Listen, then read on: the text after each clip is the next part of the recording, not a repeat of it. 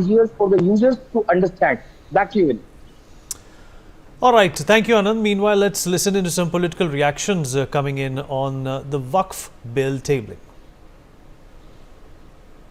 I mean, it was to be. I mean, right from day one, we were very clear that as soon as the JPC is ready with their report on the Waqf board, so it will be submitted in the parliament. And today it is just been late. I think in the coming session, we'll be having a discussion in the parliament as well.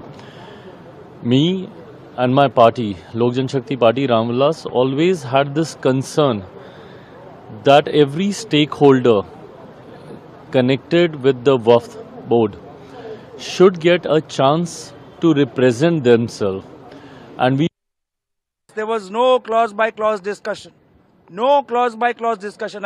We have been all part of many JPCs. They always, at the final time, the clause by clause discussion is most important, and it was completely bypassed.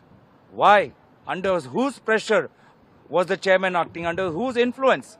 So we have protested this inside, and today on the well of the house, we have protested and staged a walkout. पहली बात जान लें आप, वक्फ की संसदीय समिति की report JPC की आज रख दी गई है। इसमें पूरी चर्चा हुई थी। चर्चा होने के बाद ये मानस आया और आज राज्यसभा में भी स्पष्ट किया गया किसी का कोई छूटा नहीं है, किसी का डिसेंट नोट को अलग नहीं रखा गया है, सब शेड्यूल में है। और आज माननीय गृह मंत्री ने कह दिया लोकसभा में कि माननीय स्पीकर साहब देख लें, अगर कोई छूट गया है तो उसको इंक्लूड कर लें। लेकिन बड़ी बात यह है कि ये लोग तुष्टीकरण पर इनकी सुई अटकी हुई है।